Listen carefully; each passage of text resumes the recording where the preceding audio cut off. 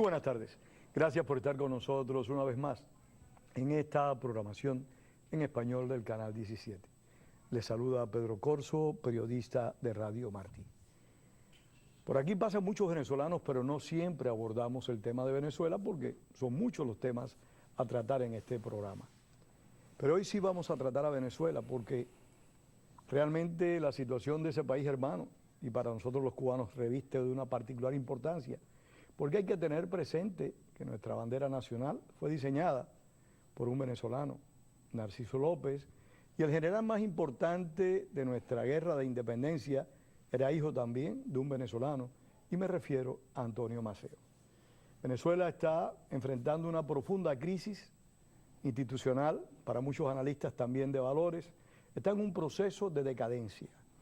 Y para abordar un tema tan relevante, ¿quién es mejor que José Colina, presidente de BPEX, una entidad que se preocupa no solo por la situación venezolana, sino también por organizar a los venezolanos para que defiendan la libertad, la justicia y la democracia en ese país?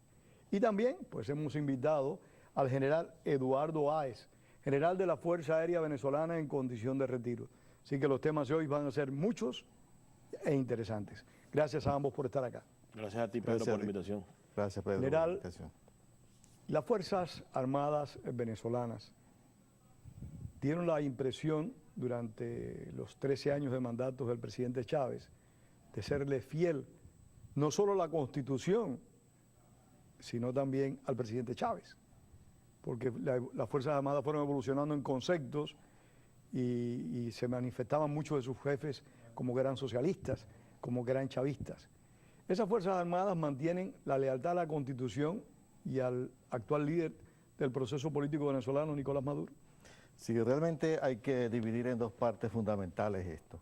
El 85% de las Fuerzas Armadas, y yo creo en este momento un poco más del 85%, son instituciones, son Fuerzas Armadas institucionales, apegadas a la Constitución y de una formación democrática. La mayoría de los que están actualmente en el alto mando y en los altos grados fueron formados democráticamente, fueron formados en esos 40 y tantos años de democracia, de tal manera que sí mantienen una posición democrática y apegado constantemente a la Constitución. Es cierto que cuando estaba el presidente Chávez, ya fallecido, había un mayor liderazgo, como un liderazgo natural, pero con Maduro la situación cambia completamente. No hay ese liderazgo que existía cuando Chávez, y es tanto así que actualmente las Fuerzas Armadas está separada de lo que, o separaron a aquellos que eran realmente radicales y seguidores de Chávez, separados de cargos importantes dentro del gobierno de Maduro. Por lo tanto, Maduro está consciente de que no cuenta con el respaldo de las Fuerzas Armadas. Además de eso, Maduro se corre dentro de las Fuerzas Armadas y se critica de que no sale a luz pública la verdadera nacionalidad de Maduro. A nosotros, los militares, y yo recuerdo yo siendo subteniente antes de casarme, me prohibían tener novias colombianas. No me digas. Así era, lo digo por primera vez y lo digo porque me consta, viví eso. Y si se recibía como novias colombianas, se hacía una evaluación completa del tipo de persona, porque de ahí se originaba, para ese momento, que no es la situación actual, había la disputa entre los limítrofes entre Colombia y Venezuela. Pero hay una cosa importante, Colina, y en este caso te voy a decir teniente, porque tú vienes también del mundo militar, hoy en día eres un dirigente político destacado en la comunidad venezolana, pero tu extracción es militar. Yo recuerdo, en los muchos años que viví en Venezuela, que nunca olvido, que también se decía que el presidente Carlos Andrés Pérez no era colombiano, no era venezolano, que había nacido en Colombia. Eso se dijo mucho en Venezuela. Es correcto, sí. Sí, tienes razón, Pedro, pero en aquella oportunidad el presidente Pérez pudo mostrar realmente su partida de nacimiento y validar que había nacido en Venezuela, además que todo su historial en cuanto a su niñez, dónde estudió, las actividades que hizo cuando adolescente, obviamente antes de pasar a la fila de Acción Democrática y pelear contra la dictadura de Marcos Pérez Jiménez. Había un registro histórico de su permanencia en el país, pero de Nicolás Maduro no se sabe absolutamente nada. Pareciera que apareció a los 18 años, ¿verdad? Allá en Caracas, en el Valle, La Pastora, donde sea que haya vivido, y entonces ahí comenzó a vivir dentro del país. No hay un registro de maestros, no hay un registro de amiguitos del colegio, o sea, no hay absolutamente nada. Y él, irresponsablemente, y los que lo secundan en ese régimen, pues tampoco han tenido la intención ni el interés de aclarar al país cuál es la verdadera nacionalidad. Lo que sí está claro en este caso es que Maduro es colombiano por partida doble, es colombiano porque nació en Cúcuta y es colombiano porque su mamá es colombiana. Y la Constitución colombiana establece que cuando hay una persona, hijo de una persona nacida en Colombia, es colombiano pues de nacimiento. Por eso tiene a las Fuerzas Armadas venezolanas descontenta, la presencia de los cubanos dentro de los cuarteles la mantiene descontenta, y ese alto mando militar corrompido y podrido que se ha prestado al narcotráfico, que ha permitido la invasión extranjera y que se ha plegado a los intereses de regímenes extranjeros solamente por poder y por dinero, eso mantiene la inconformidad y la intranquilidad de ese 85% de que mi general habla, pero que pertenecen a los cuadros medios y subalternos y no a los altos mandos, porque el alto mando está corrompido. Aunque fueron formados en democracia, se corrompieron al final del camino por dinero y por poder, y son los que están permitiendo que elementos extranjeros estén destruyendo al país en este momento. Por supuesto que no hay que descartar que ese cuadro institucional que se mantiene en estos momentos pueda realmente en un momento determinado, valga la redundancia, actuar como policía de la Constitución Nacional y rescatar el hilo constitucional. ¿Estás refiriéndote a un golpe de Estado? No hablo de golpe de Estado como tal, pero porque los golpes de Estado se le dan a regímenes o se le dan a gobiernos legítimos. Un gobierno elegido por el pueblo, como lo fue Carlos Andrés Pérez, Hugo Chávez intentó dar un golpe de Estado, romper con ese hilo constitucional. Sí, puede generar mules rojas, pero en este caso, este señor que está gobernando en Venezuela es ilegítimo. Se robó las elecciones del 14 de abril, le mintió al país con la enfermedad de Chávez y se apropió del poder. Entonces no es un golpe de Estado. Interesante el concepto. O sea, un golpe de Estado se le da a gobiernos realmente legítimos, y desde la perspectiva de ustedes, que yo comparto también, el gobierno de Maduro no es un gobierno legítimo, no solo por su origen tal vez nacional, sino también porque hay muchas informaciones de que el verdadero triunfador de esas elecciones fue Enrique Capriles. Sin duda alguna, sin duda alguna, Pedro. Entonces, ahorita quieren crear una matriz de opinión que si las Fuerzas Armadas venezolanas, cumpliendo con su juramento que hicieron ante Dios, la bandera y los símbolos de la patria, actúan y devuelven el hilo constitucional, no es un golpe de Estado. Están haciendo valer lo que dice la Constitución. Golpe de Estado han dado ellos en 2 oportunidades y en 14 años, cuando se han apropiado del poder de manera ilegítima. Y lamentablemente, pues, hasta este momento se lo hemos permitido, pero pudiera pasar. No, y también han dado golpes de Estado institucionales, porque han logrado controlar el Poder Judicial de una forma total y han logrado controlar la Asamblea. En las últimas elecciones legislativas, ellos perdieron numéricamente y sin embargo tienen más asambleístas porque arreglaron las leyes a su conveniencia. Completamente de acuerdo, Pedro. Sí, y es que hay otra situación. La Fuerza Armada es pueblo también. La Fuerza Armada no está lejana, sí, no está lejana a la situación, a la crisis que está viviendo el país. Por lo tanto, lo que pueda pasar realmente es aceptable, porque el país ya no lo aguanta nadie. Ya el pueblo no aguanta esta situación política, social y económica que vive el país. A mí me llama la atención lo que estoy oyendo de ustedes y recuerdo que el pasado domingo de visita aquí estuvo el presidente electo, como se le dice, Enrique Capriles Radonsky, y él fue muy enfático en que no estaba de acuerdo con un golpe de Estado, con un golpe militar. Cosa que a mí me llama la atención porque se pone a la defensiva. No es a él el que le corresponde decir eso, es al gobierno al que le corresponde tocar el tema.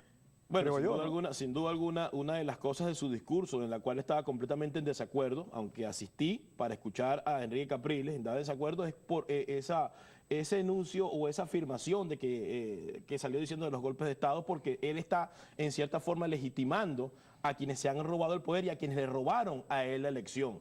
Realmente las Fuerzas Armadas en este momento, como lo dijo mi general inicialmente, están completamente descontentas por 3 razones importantes. La presencia del narcotráfico. En esa materia ya está Rafael Licea aquí, un exteniente del ejército, miembro de la revolución, asociado a Chávez, aportando información para enjuiciar a los malandros uniformados que hay allá que se han prestado al narcotráfico. La nacionalidad de Nicolás Maduro y la presencia de los cubanos dentro del estamento militar. Hay un reverbero ahí dentro de las Fuerzas Armadas y eso hace pues que en un momento determinado los oficiales pudiesen actuar. Yo estoy en desacuerdo completamente con lo que ha planteado el candidato en esa materia, porque aquí no habría golpe de Estado, al contrario, es el rescate del hilo constitucional y es realmente que se haga valer y respetar la voluntad del pueblo de Venezuela que no eligió a Nicolás Maduro. General, uno de los problemas más grandes que tienen las sociedades cuando se establecen regímenes como el de Hugo Chávez en Venezuela y el de Fidel Castro en Cuba, es que las sociedades se van corrompiendo en términos generales, el ciudadano va perdiendo una serie de valores y el cinismo va ganando mucho terreno entre la ciudadanía. ¿Cómo considera usted que Venezuela se pueda recuperar cuando retorne la democracia, como va a retornar y como va a retornar a Cuba también?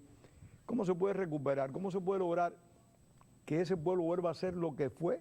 Confianza, como era, un pueblo con todos los problemas que tienen los gobiernos, con todos los problemas que tienen las naciones, pero un pueblo con un sentido de tolerancia muy grande, porque eso era el venezolano. Sí, realmente va a ser un trabajo titánico, pero existen bastantes voluntades, gente bastante preparada, capacitada para recuperar esa sociedad que realmente se estaba construyendo para ese momento, en el momento que llegó Chávez y que empezó a destruirla.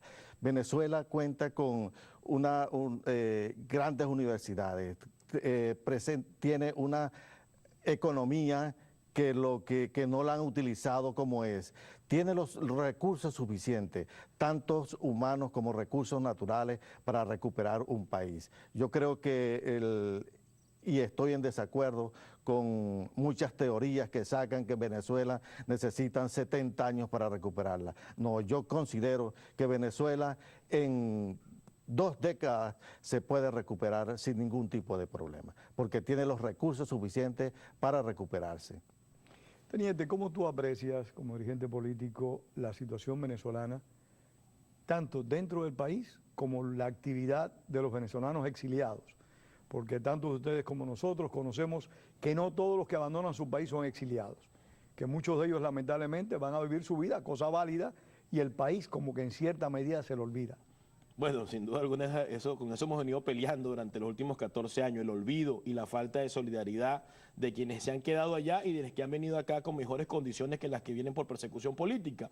Pero creo que el grado de anarquía y de destrucción que hay en Venezuela está obligando a los venezolanos a entender la realidad política del país y realmente a dar el aporte para que salgamos adelante. Está llevando a los venezolanos a agruparse, está llevando a los venezolanos a estar pendientes de la parte política, a aportar soluciones, a hacer análisis de lo que está pasando, y eso es sumamente importante en este momento que Venezuela pareciera que está como un barco sin timón, o sea, como un barco sin capitán, va a la deriva, y eso está obligando a la sociedad, tanto dentro como fuera, a que realmente se agrupe en una estrategia y en una acción directa para rescatar la democracia en Venezuela. Tan es así que Enrique Capriles, que había estado guabinoso en venir a Miami y en venir a los Estados Unidos, terminó viniendo acá a agradecerle a los venezolanos el esfuerzo y también pues a dar una clase magistral en la cual hay algunos puntos con los cuales no estoy de acuerdo, pero en la pregunta específica que me hace, bueno, estamos viendo que los venezolanos están más propensos a participar y a buscar la solución para los problemas ¿considera que en los últimos años el compromiso de los venezolanos, tanto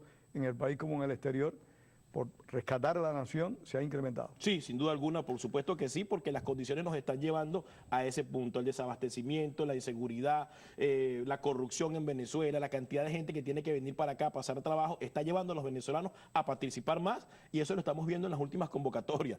Cuando yo salí en el año 2006, que me dejaron en libertad cuando vine acá a los Estados Unidos, yo iba a las convocatorias que iban 2 o 3 personas. Ahora hacen convocatorias y gran cantidad de venezolanos, y creo que eso va a ir aumentando en la medida de que la situación política se vaya poniendo mucho más difícil dentro del país. General, ¿cómo usted aprecia el rol de las Fuerzas Armadas en la futura Venezuela. En alguna medida este compromiso que ese 15% ha hecho con el despotismo chavista, porque quien inventó esta fórmula fue Chávez, aunque Maduro le está usufructuando en este momento. ¿Usted considera que esas Fuerzas Armadas van a tener el respeto que en su momento tuvieron? ¿No van a ser seriamente afectadas por la conducta de ese 15% que, como bien decía el teniente Colina, son altos mandos militares, fueron en su momento los oficiales de mayor graduación? Es cierto que la Fuerza Armada ahorita no tiene un gran prestigio, pero en el momento de desenlace, cuando suceda lo que tenga que suceder para recuperar de nuevo la democracia y la libertad en Venezuela, la participación en ese momento va a ser fundamental como punto de pivote para una nueva Fuerzas Armadas. La Fuerza Armada, una vez llegado ese momento, debe dedicarse exclusivamente a sus funciones exclusivas y que está establecido dentro de las leyes militares venezolanas y dentro de la Constitución. Porque hay un punto importante, pero para complementar lo que dice mi general, si los venezolanos salen de este régimen sin la participación de la Fuerza Armada, entonces tendrán que en su momento evaluar a través de un referéndum si desean tener una Fuerza Armada operativa en Venezuela. Una Fuerza Armada que durante 14 años no tuvo la capacidad de defender las instituciones, no tuvo la capacidad de defender a los venezolanos. Y yo creo que ese sentimiento y ese pensamiento está pululando en la mente de los oficiales de los cuadros medios. Porque ellos saben que si en Venezuela hay una solución al problema que nos está afectando en estos momentos, al régimen que nos oprime, y las Fuerzas Armadas no participan, entonces están a las puertas de desaparecer. Y yo creo que eso los va a obligar a actuar de manera contundente en favor de la democracia. Teniente, y la dirigencia política venezolana, en este caso la Mesa de la Unidad Democrática, que es la que agrupa, la que reúne a la mayor fuerza política que actúa, que participa en las elecciones. Bueno, hablamos hace un momento de Enrique Capriles Radonquis como presidente electo del país. ¿Está consciente de esa realidad? ¿Tú crees que la MUD, la Mesa de la Unidad, está trabajando tanto en Venezuela como en el exterior, en cualquier lugares que tengan delegaciones de acuerdo a las necesidades de la nación? Bueno, yo creo que ellos van caminando más en el tema electoral. Ellos están más pendientes de... Que no tienen que ser precisamente una cosa similar a la otra. Sí, ellos están más pendientes de movilizar a la sociedad para que vote, para que participe. Yo creo que eso es importante, pero si eso no tiene el complemento de organización para resistir y para hacer respetar la voluntad popular, creo que no se está haciendo absolutamente nada porque ya conocemos el talante del régimen que nos oprime. El Consejo Nacional Electoral actúa como un ministerio de elecciones del régimen, las instituciones están todas plegadas al régimen, parece una extensión del Partido Socialista Unido, y ante esa situación es necesaria la participación y la elección tiene que verse como una forma de movilizar a la sociedad, pero es predominante de que haya organización para resistir y para defender la voluntad de los venezolanos en la calle, porque el régimen nunca va a pretender entregar el poder por la vía electoral, hay que forzarlo, y yo creo que ahí es donde la Mesa de la Unidad tiene que profundizar si quiere realmente lograr el objetivo. Hace un minuto aludiste a la presencia aquí de Capriles Radonquis. Yo también quedé disgustado, muy disgustado con algunas de sus expresiones. Me parecieron muy inadecuadas y hasta irrespetuosas, particularmente en el momento en que dijo que Venezuela no era Cuba, que yo lo traduzco como que los venezolanos no son los cubanos. Yo creo que Cuba, los cubanos han luchado muy intensamente, que no han tenido éxito, una realidad, como también considero que los venezolanos han luchado denodadamente por su libertad en contra del chavismo. O sea, me pareció un poco discriminador, aunque después trató de salvar la cara, hablando de una solidaridad con los demócratas cubanos cuando hace, y tú me lo recordabas hace unos minutos, cuando hace unos años atrás dijo que si él salía presidente, él mantendría con la dictadura cubana similares relaciones a las que existían antes. Me gustaría escuchar tu opinión de la visita de Capriles y después escucharla del general. Bueno, mira, yo fui a la clase magistral precisamente para escuchar y para después hacer los análisis respectivos. Que como clase magistral deja mucho que desear. Sí, sin duda alguna, yo creo que el mensaje no fue el apropiado, no dio el discurso, no dijo nada absolutamente, no, sí, fue muy populista, realmente mantuvo a la audiencia alegre, entretenida, pero no hubo un mensaje claro y directo. Esa es mi apreciación. Y con respecto a los cubanos, a lo que dijo del exilio cubano y de los cubanos, me pareció desafortunado, patético y lamentable. Eso es algo que no debió haberlo dicho nunca, sobre todo cuando el exilio cubano ha ayudado tanto al exilio venezolano. El exilio cubano ha sido un soporte y un valor importante para quienes hemos venido para acá por persecución política, y esa no era la manera de decir las cosas, aunque al final haya tratado de arreglarlo. Yo creo que eso es un comentario muy desafortunado, que no debe haber existido y que en futuras ocasiones debe ser mejor asesorado, porque en Miami y todos los que nos estaban invitando en ese momento, ¿de dónde vienen? Eran del exilio cubano, el presidente del Miami-Dade College es cubano, el alcalde Tomás Regalado es cubano, los policías que lo estaban custodiando son todos, en la mayoría, cubanos también. Y otro aspecto general en el que yo creo que estuvo desacertado, y todos nosotros somos en alguna medida bien nacionalistas en nuestros respectivos países, sin dejar de respetar a los demás.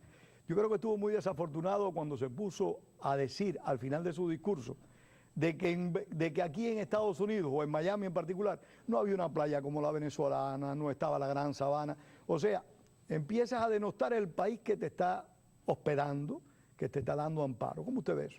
Sí, yo veo eso diplomáticamente, lo veo fatal, ¿no? Porque ahí debió haber reinado la diplomacia. Nos están brindando en ese momento el hospedaje, nos están brindando la oportunidad para dirigirnos al resto de los venezolanos. Pero esta visita de Capriles yo la veo como un compromiso ya de demasiada presión que le estaban haciendo por tenía que agradecerle pues a este circuito electoral de Miami por los grandes esfuerzos que es histórico. Sí. Lograr movilizar miles de personas a Nueva York a votar es increíble. Sí, es increíble el viajar 1.400 kilómetros de ida y 1.400 de regreso, es increíble. Una y labor eso es lo único que... más que digna. Sí, más que digna. Y aparte de eso, y aprovecho esta oportunidad para decirte lo siguiente con respecto al comentario de los cubanos. ¿Qué es lo que pasa? Yo era responsable de la movilización, logística y seguridad desde Miami a New Orleans, en las dos oportunidades que hubo elecciones. Y le agradezco altamente el 50%, o cuidado si más, de los apoyos logísticos que recibimos fueron de la comunidad cubana. Tanto es así de que ellos se presentaban en el sitio de salida con camiones llenos de abastecimientos para que ese personal fuera tranquilo a la ciudad de New Orleans y regresaran felizmente después de haber ejercido su derecho al voto. Aparte de eso, Pedro, el exilio cubano siempre ha estado pendiente de la situación política de Venezuela y la viven y la sienten tanto como nosotros. Y yo creo que el exilio cubano ha dado un ejemplo de lucha, ha dado un ejemplo, cuánta gente no ha muerto fusilada, cuánta gente no ha muerto tratando de sacar a ese régimen, cuánta gente no ha muerto en huelga de hambre. Eso es irrespetar la memoria y irrespetar el esfuerzo de todos los que durante 50 años han tratado de devolver la democracia a Cuba. Y lo otro que me pareció bastante mal es que no hubo un mensaje claro. Fue un discurso, y muchos lo están criticando por eso, populista, y tal parecía que estaba hablando Maduro. Sí, y la cuestión es, Pero Pedro, tal parecía que estaba hablando un dirigente de esa izquierda que lo vende todo, que lo regala todo. Fíjate que lo que yo me llevo, sí, la parte positiva, lo que dijo mi general, le agradeció a la comunidad venezolana el esfuerzo que ha hecho. Muy bien, eso estaba pendiente y era necesario. Pero cuando vamos a la parte de dónde estamos y hacia dónde vamos, la interrogante para mí es la misma. Hay que luchar, pero no se dijo de qué forma vamos a luchar. Hay que organizarse, pero no se dijo quién lo va a hacer y cómo nos vamos a organizar. Hay que interrelacionarnos mejor, pero no se dijo cómo. Entonces es ahí donde yo me voy con un sinsabor en la boca, porque realmente no me fueron contestadas mis interrogantes ni mis dudas. Y cuando me paro a ver hacia dónde vamos y hacia dónde tenemos que avanzar, la información que recibí no me dice realmente hacia dónde vamos, sino hacia un proceso electoral que en lo personal pues yo estoy completamente en desacuerdo porque las instituciones y el poder electoral está secuestrado por el régimen. Escuchemos, general. Es tanto así, Pedro, que cada día en Venezuela, en diferentes sitios del país, suceden manifestaciones. Por la situación. Él lo manifestó, él expresó de que el pueblo venezolano constantemente estaba protestando. Y existe, mira, esta es una convulsión permanente del país, que en cualquier momento puede surgir cualquier cosa. Por eso es que yo no, o sea, yo no descarto ningún tipo de salida, bien sea por el pueblo, bien sea por las Fuerzas Armadas, bien sea por entre Fuerzas Armadas y pueblo, porque yo soy venezolano. Todos los venezolanos, hasta el último barrendero, tiene la responsabilidad de salvar al país, de defender la sangre que botaron nuestros libertadores. Entonces, ahí cualquier venezolano y cualquier sector de Venezuela puede hacer cualquier cosa por recuperar la independencia. Teniente, nos quedan menos de 2 minutos.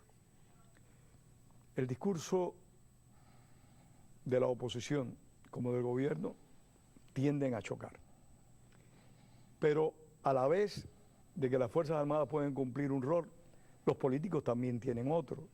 Y la Mesa de Unidad Democrática es, desde mi perspectiva, el aparato político más poderoso de la oposición que existe en Venezuela. Tu valoración de esa mesa y cómo tú harías para que mejorara en 1 minuto. Bueno, la valoración de la mesa, que ha hecho un trabajo importante para integrar a todas las fuerzas vivas, pero creo que no ha hecho el trabajo de organización para que la gente pueda defender la voluntad del pueblo. Yo creo que tendrían que hacer más para organizar a la sociedad y para que la sociedad sienta de que realmente está fortalecida para defender la voluntad del pueblo en la calle. Ya han logrado sacar a la gente a votar. Ahora tenemos que lograr que la gente se organice, salga y defienda la voluntad del pueblo de Venezuela, y eso solo se logra con la gente peleando por su derecho a ser libre y democrático en las calles de Caracas y de Venezuela. Reclamando su derecho. 30 segundos, general. Bueno, yo quiero decirle a la Fuerza Armada precisamente, es que recuerde aquel juramento que nosotros hicimos, por dar la vida si es necesaria para defender las instituciones y la soberanía de nuestro país. Bueno, pues muchísimas gracias a ustedes por haber estado con nosotros una vez más en este programa en español del Canal 17. Las gracias también a José Gracias. Colina, Gracias a ti, Pedro. al general, Gracias, Pedro. y de nuevo a ustedes. Y recuerden, como decía el apóstol José Martí, la palabra es para decir la verdad, no para encubrirla. Tengan todos muy buenas tardes.